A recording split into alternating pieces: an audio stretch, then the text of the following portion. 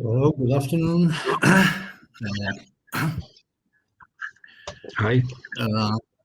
Hi to you all, and I must say that we have here, as you can identify easily, three invited poets. Tara Bergin from Ireland, Bejan Matur from Turkey, and Miguel Cardoso from Portugal. We will have a talk, and it won't be last more than 30 minutes as it is scheduled. And I will begin with a few questions. With first for Tara Bergin. So I will follow the order indicated in the site for this round table, let's say. And I would like to ask Tara one first question. You have, as far as I know, you have two poetry collections published, and you had your first collection published in 2013, and it was called "This Is Yarrow." And originality, secrecy, surprising twists were some of the words, some of the expressions used by critics and readers to describe those poems and their unexpectedness. So I will ask you, is it important for you to keep poetry writing away from what seems familiar or customary? Or we would be wrong if we thought of that as a purpose? Thank you for such a good question. Yes, excellent question. And it's great to be here. Hello, everybody. Funnily enough, when I've been thinking about talking with you today and the idea of where do poems come from and this kind of thing, actually, a lot of my poems come from the familiar, the very familiar. And I was thinking about how I write a poem. And so often it comes from a note that I make in a notebook where I've overheard something, a very ordinary phrase, maybe overheard on the street or on the radio. And this starts to go round and round in my head, and I start to attach it to a voice and then to a story. And so it's so interesting to think of the very familiar becoming unfamiliar. But I suppose that's what we do, isn't it, as writers, as poets? Certainly, it's that whole idea that you look behind what is initially there and see what's lying underneath. So often these ordinary phrases carry meaning, or that's what we want them to do. As a poet, that's what I'm always trying to do, is to have one thing on the surface and then there's something underneath. Okay. And you wouldn't think of the unfamiliar as a purpose important for poetry. I wonder whether the problem or the thing is that as a poet, maybe we find the familiar unfamiliar. So often one is struck by the strangeness of the ordinary phrase or the ordinary word, or just everyday life can strike us as very strange. And so we try to look into that a bit more. But actually, I don't think having an agenda is a good idea ever anyway. So probably it's best not to start with any intention at all and just listen and look, and something will hit you, something will strike you. Okay, thank you. So I will leave a second question to you for later on, and introduce Bejan Matur in our conversation. And I salute you. And my first question to Bejan Matur is your relationship with the Turkish language, in which you wrote your 9 or 10 poetry books. And I would like if you could just remember us when your first book was published and give us a bit of your story as a poet. Your relationship with Turkish language seems to be peculiar and somehow crossed by your other mother tongue, which is Kurdish. Could this be, my question would be, could this be one of the reasons you once described your poems as coming to you like conversations too distant to be understood? Thank you. Hi, everyone. I'm so happy to join the conversation. Yeah, I grew up in both two languages, my mother tongue, Kurdish, and Turkish is my second language. I learned Turkish when I was in primary school. When you have two languages, it means you have two different universes. The universe of sounds. I think my poetry, usually I write when I am walking in the nature, and the first thing I hear is the sound. It's some kind of rhythm. It's a kind of vortex, sound vortex. If I have pen and notebook, it become words or lines of poems. If not, it's just the music. It's flow away. I think this balance or unbalanced situation, psychology between two language and their sound, I feel myself always more than the meanings of words.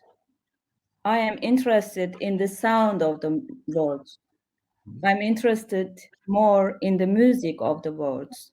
Poetry for me, it's an music I feel first, and then through my intuitions, I make lines. I construct my poem. To write in Turkish for me, of course, it's a way of expressing myself, of course, telling that I exist, because I come from a society which is invisible politically. Our identities not recognized properly. And until now, we have many problems as Kurdish people. And I'm very interested in my history, in my people's stories. And I always take this concern and this heritage myself, and I want I want to be one who speaks for them as a poet. That's why,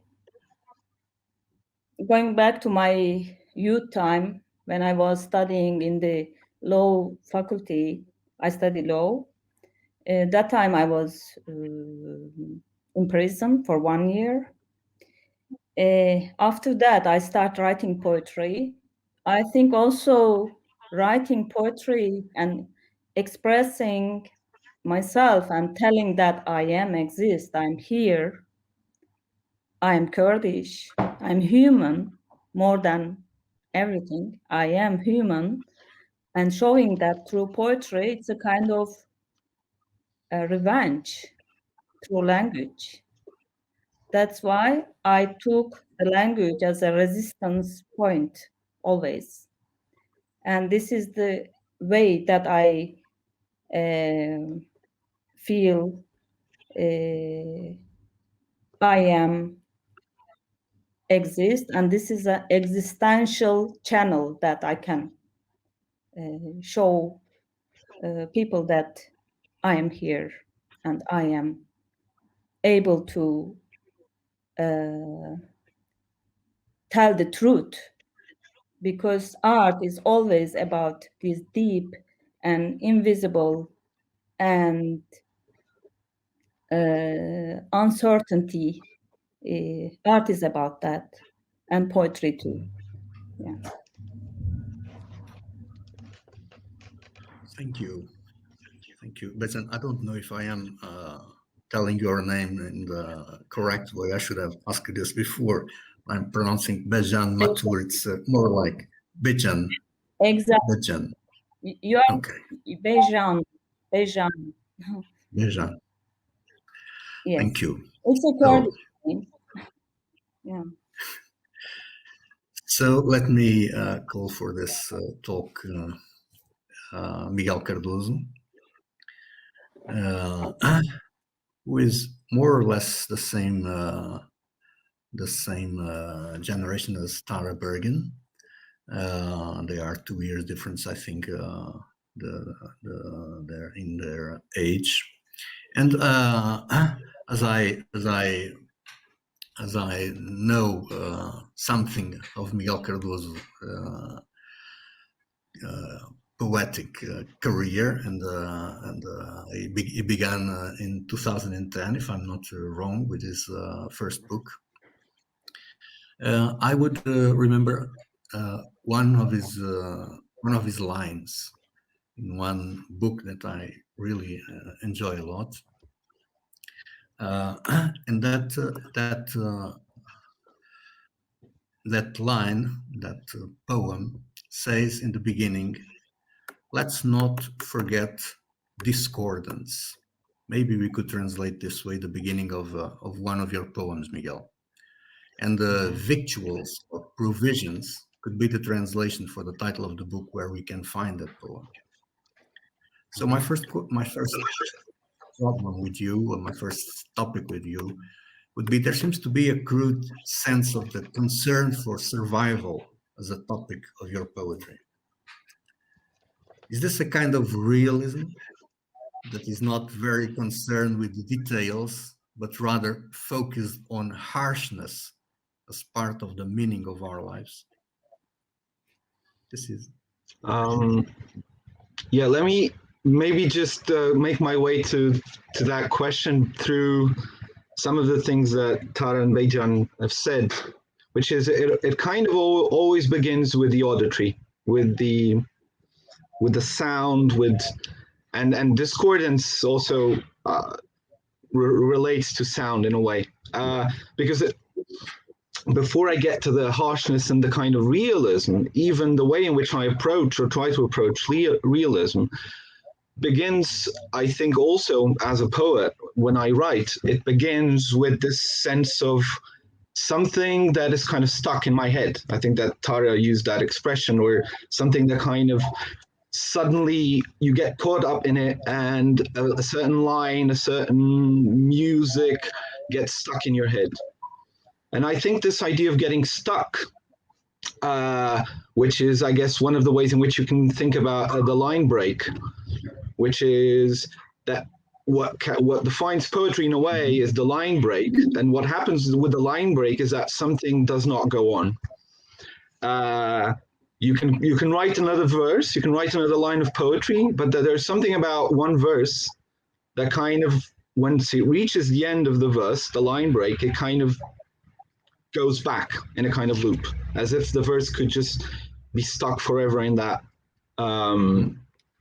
repetition of the same words, which is, so there's a kind of, I guess, a kind of stupidity in poetry, a stupidity in the sense of stubbornness, of not explaining itself, and just being a little bit like those teachers when you ask them to explain something, they just say the same thing over and over again. They use the exact same words. And I think there's something about poetry which has this kind of it's an intelligence that at the same time is kind of stuck. And this goes to harshness, because I think for me, poetry is a way of thinking about that which goes on, but somehow has to go on through those breaks, or with those breaks, and thinking through those breaks. And therefore, I think when I think about my everyday life, or everything that surrounds me, poetry, I guess, is one way in which I discovered that I could find something about why things go on, why things don't work, what kind of criteria we have for the things that work, for things that are broken. And discordance, I guess, would be one way in which I think about everyday life. So going back also to Tara about the familiar, is that there is something deceitful about thinking that familiar is just something that goes on. The fact that something of the familiar gets stuck in our heads maybe has something to say about the stuckness of the world, about this kind of piling up of things that somehow coexist together and things seem to go on. And for me, the harshness of poetry is thinking about this, what does not go on, what doesn't go on. Not just what goes round and round in my head, what are kind of the things that I get attached to, but also those who are prevented from just going on with their lives, but also the lives that are interrupted. And I guess discordance is one key word for me, perhaps, but interruption is certainly another one, even in terms of how I write. And one thing that maybe I can point out before to end my answer is that I don't even know if I write poems. I'm not sure. I write books that put together a number of lines with different kinds of breaks and rhythms, and I'm always unsure when I have a poem, and therefore maybe that's kind of a way out for me. But also it's a way of thinking about the break, not only from one line of verse to the next, but even from one poem to the next, and even from one book to the next. Sometimes I pick up a book where I left it. I start a book where the previous one had ended, because it's kind of always for me a kind of unfinished business. Yeah. Okay. Thank you. So I will go back to Tara, and I will try a second question. I hope these will be enough for our 30 minutes and about 15 we have left. So Tara, one other aspect critics have underlined is a kind of wonder at the natural world. So my question would be, one could ask you if that could be because it's kind of a natural wonder in yourself and you don't want to erase it from poems, or in a different manner, is it because natural world is a good reserve for poetic secrets, for symbols, for enigmas? In other words, is there an alliance between your wonder at the natural world and poetry, or some kind of, let's say, poetic usefulness of that wonder at the natural world? Let me think. Again, another good question. And I love the answers as well that I've been hearing. I've been making lots of notes. The natural world, I find it hard to write about the natural world. I think as an Irish poet, I feel almost obliged to write about the natural world in Ireland, but I find it difficult because I think my poetry is quite hybrid. It's not actually lyric. It's a kind of it's not pure. It's not pure lyrical poetry, even though I would like to be that poet. So perhaps my poetry is more of a kind of longing for the natural world, and feeling that it is beyond me. Perhaps that's where that word wonder comes from. The water appears quite a lot in, I think, in my first book, but always an idea of water not being ready to be written about. I grew up by the sea. I spent a lot of lot of my time in the sea or on the sea, and have, you know, I'm very wary of thinking it's there for me to write about. I know it's a big, dangerous, and wonderful thing. So perhaps that all of that is mixed into it. Yes, poetry is, of course, a wonderful way of writing about the natural world, but it's difficult, isn't it, as well as a poet, to find ways of doing that. For me, I think probably my first way of entering into a poem is to think about voice and waiting for some kind of voice to happen upon me. And I noticed that a couple of years ago, I tried really, really hard to just write plain, simple nature poems, pastoral poems. And I found that what kept coming out was there were these strange things started to happen. So a woman would start to have a conversation with a bird, and it all became very weird and unrealistic, and it's very frustrating. But this is obviously the way I go about things. I start to have conversations and try and find odd ways in relationships to get into it. But so perhaps that's what the wonder is all about, and not being able to do it, maybe. Okay. So let's go back to Bejan Matur. Well, as you told us, if I quite understood what you said before, you seem to be engaging with historical and political issues regarding national traditions and national conflicts inside Turkey. But could you explain us a bit what's the place these matters occupy in your poetical work, and at the same time, what other directions we should be attentive to in that same work, including, of course, what you already explained us, the concern or the sensitivity to the sound of words. Did I make myself clear? Yeah, it is. Thank you. Okay. First, I have to say that I never use political terminology in my poetry, because I believe in that poetry is not a daily language. It's not the language of politics. It's not the language of media. Poetry is beyond language. That's why I describe as a sound, as a music. Of course, my identity, I come from a very problematic background, history. My people are still suffering. We are tragic nations, unfortunately, as a Middle Eastern, and who has no state.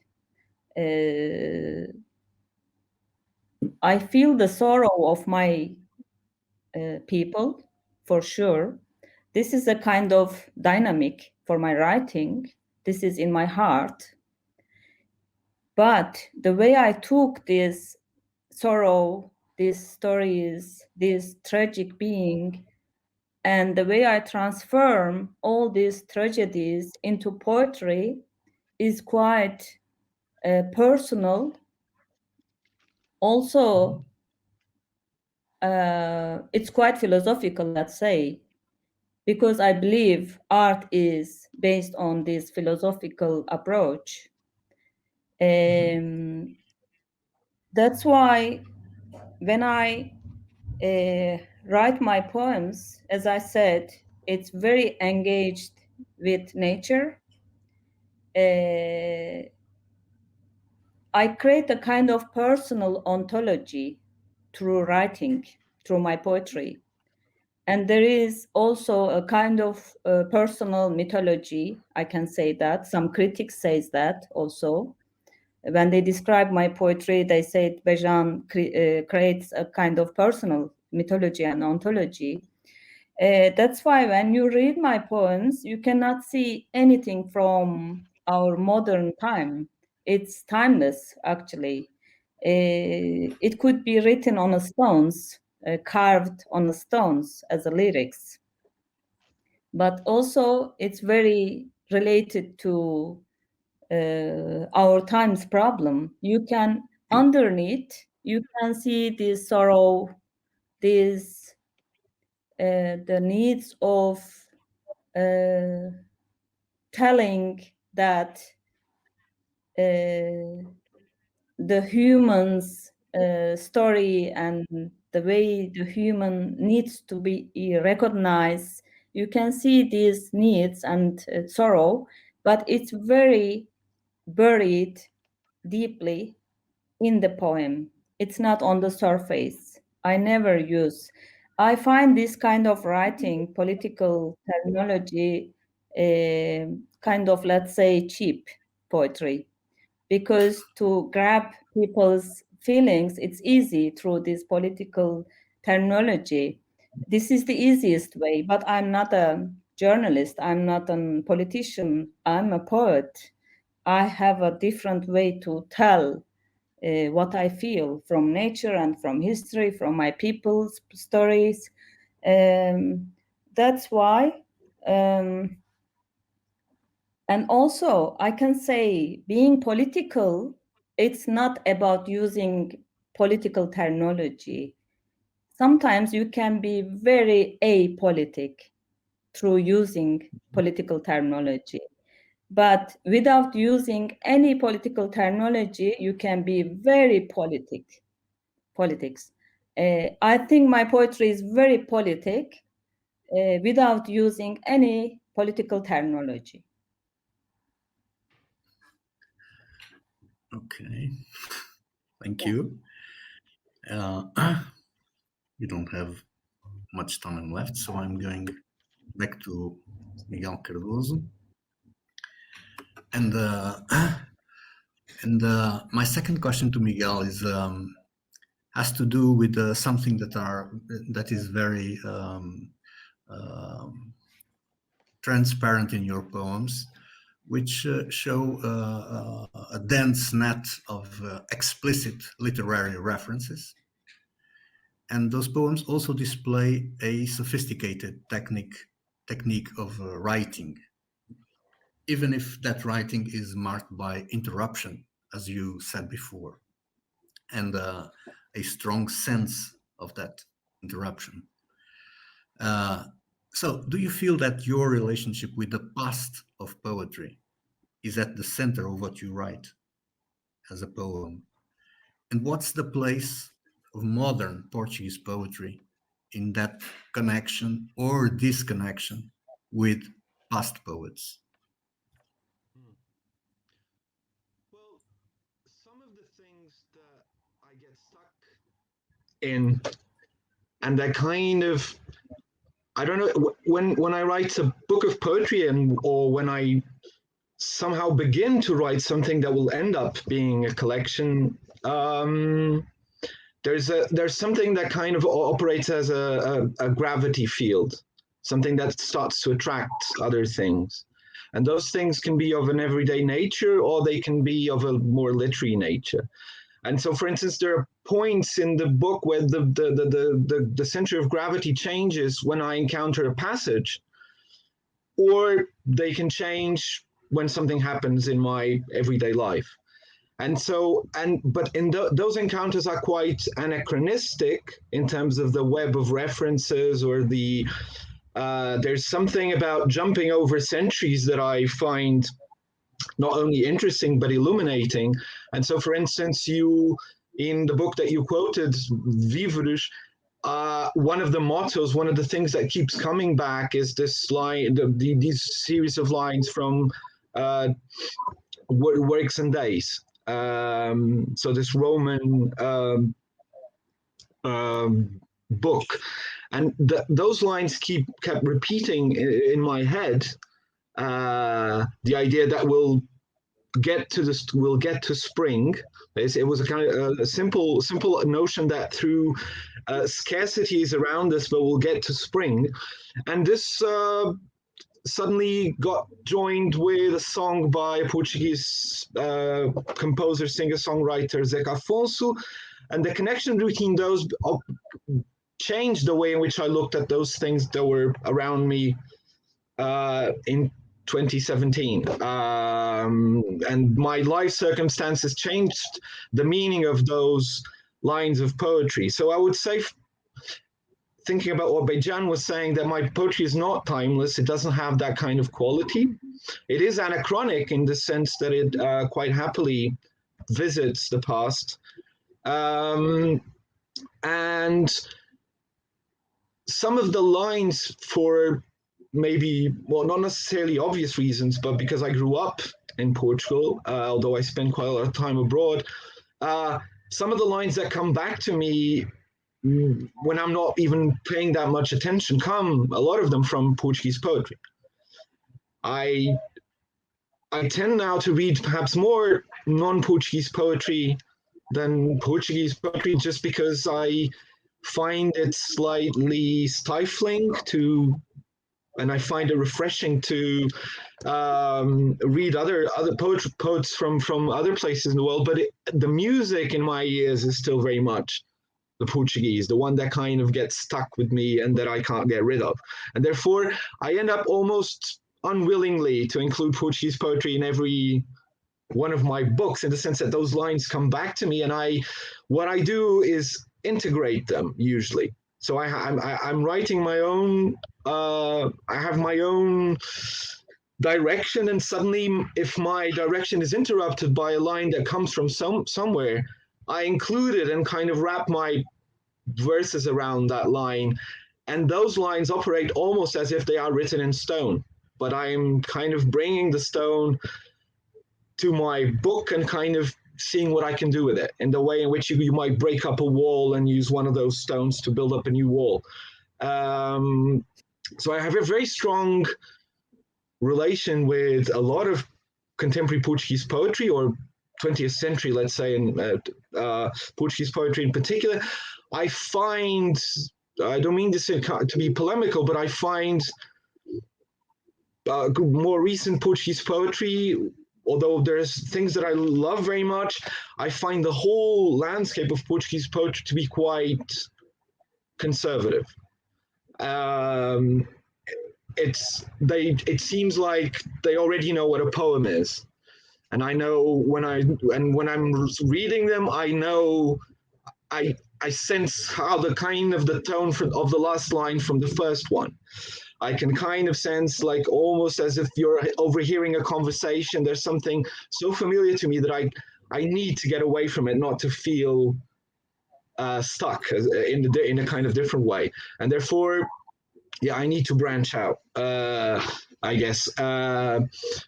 So maybe I have my own provincial affections, provincial in the case of Portuguese poetry. There's too many to mention, but I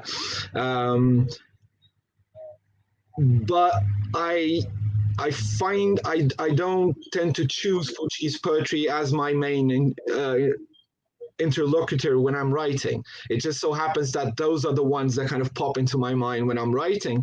And as I said, I tend not to ignore what my poetic unconscious tells me. And so I feel like almost when I'm writing a book, and it's throughout that period, anything that happens to me, any line that comes into my mind, any thought, any stray image comes into the making of the book. And then in the end, obviously, when I'm editing, a lot of those things are thrown out, or they originate a different piece of writing. But yeah, I have this kind of archival nature in my writing. They are both a piece in themselves, and they are an archive of the production of that piece. Yeah. Thank you. To tell you the truth, I would like to hear from Tara and Bejan about the same subject in relation to their own national traditions. But I really don't know if we still have time for going on with this recording, because it seems that the 30 minutes are already finished. But maybe Tara could say something about their relationship to the poetry of Ireland, which for us here in Portugal means mainly Shemazini and Yates, and maybe not much more than that. Could you say something That's not about too that? bad. Yeah, they're not too bad to be starting with, are they? Seamus Heaney and Yates, and then me.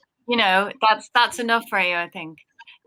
Certainly, you know, I grew up with Yates in school. We all learned Yates, and then Seamus Heaney not far after that. So very important poets to me. And yes, their lines, their music, their boldness, all of that is inspirational. And my reading is very important to me as a poet. Absolutely. I don't think there's one poem that I've written that I haven't written in some sort of response to something that I've read. It's not so much always the topic or the style or anything like that. Sometimes it is just the nerve that a poet has to say something in the way they've said it that is so exciting that it makes you want to write.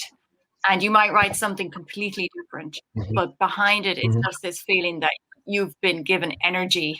And that's so exciting. And I think my writing really became more serious when my reading became more serious, when I started to learn how to read. And I was quite old, you know, I mean, I think I was about 27 or 8 or something when I really started to do my reading seriously. And then I became a much more serious writer.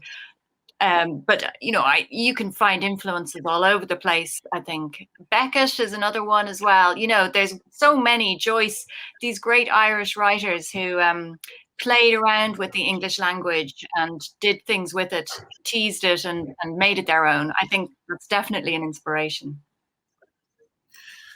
Thank you. So, Bejan, could you say something about this in just a few minutes or even less than that, please? Okay. Because I will was try asked to to be- finish. Okay.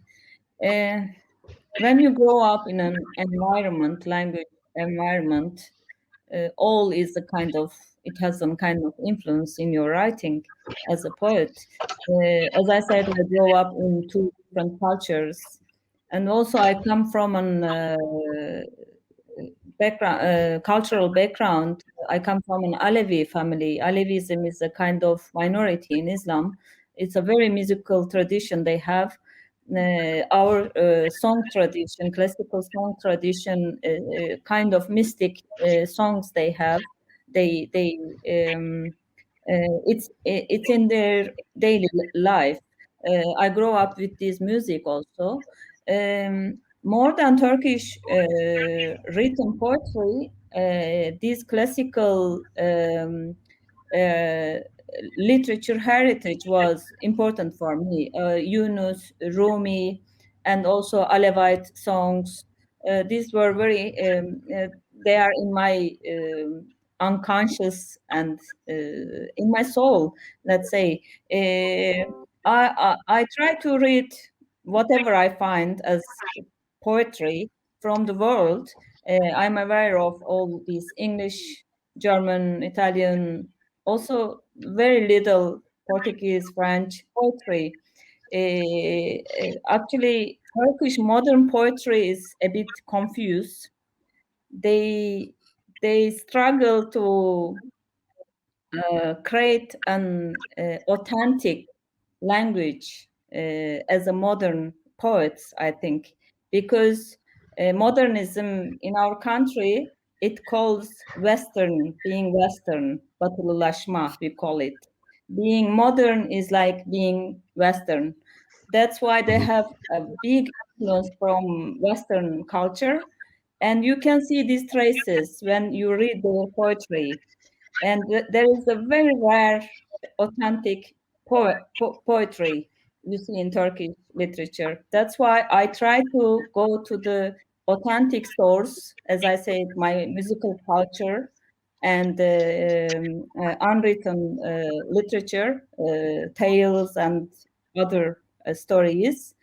I create my poetry from there, but as a structure, of course, it's a modern poetry. I create my own poetry. Okay. Thank you, Bejan. Thank you, Miguel. Thank you, Tara. I really enjoyed this small conversation. I hope we can